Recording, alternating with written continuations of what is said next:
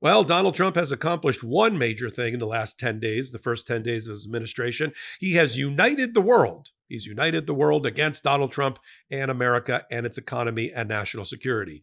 We're watching it play out in places like Mexico and Colombia and Canada and Russia and China and the rest. How's that going so far? This, whatever this Trump doctrine's supposed to be. Not well. I break it all down for you here on a new episode of Popok Live, a brand new podcast you can only find on the Midas Touch Network on Tuesday nights at 8 p.m. On their YouTube channel. Take a listen. Because it can't be American first for everything, because the others are joining together against us. All right. Every time you attack Central and South America and Latin America, all you're doing is joining them together to create an economic bloc to trade somewhere else as China or Russia gladly swoop in to do business with them to gain a sphere of influence against us.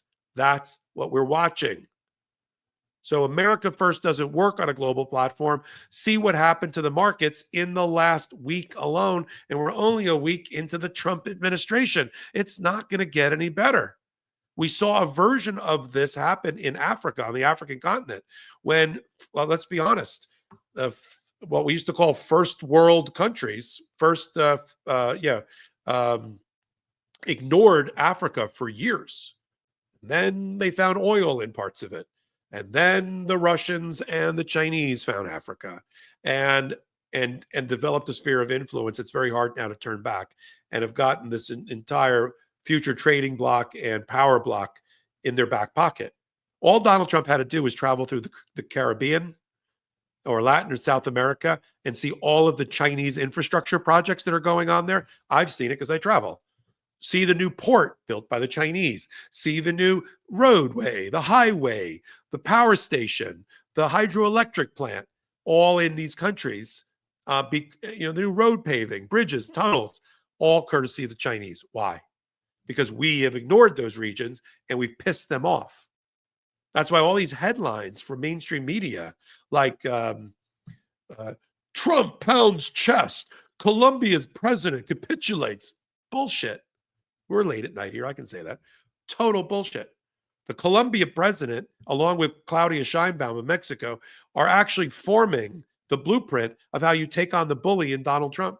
How do you take on a bully? You punch him in the nose and you steal his lunch on the bus stop. And that's what they're doing. Only if you did not read the translation from Spanish to English of Gabriel Preto, the president of Colombia's attack on Donald Trump, in and around the fight over whether he was going to take the undocumented Colombians back into his country. Only if you did not read or take the time to read Spanish would you think that Donald Trump won that fight. At one point, Gabriel Preto not only called Donald Trump a person who wants to kill his own people through his capitalist policies, because he's a socialist, but he also invited Donald Trump to have a conversation over a glass of whiskey, knowing full well that Donald Trump is a lifelong teetotaler, having sworn off alcohol after his brother died from alcoholism. That's why he has that Diet Coke button on his desk, on the Resolute desk in the White House. So I love the troll. It's like, hey, we'll have a drink one day. Oh, I'm sorry, you don't drink anymore because your brother's dead? I mean, this is where Colombia is going. I would not try to take on and try to insult the national sovereignty or the culture of Central, South, and Latin America. I just would not do that. I don't think that's proper policy. And don't do it to the Canadians either, because they're just going to fire back with their own tariff war.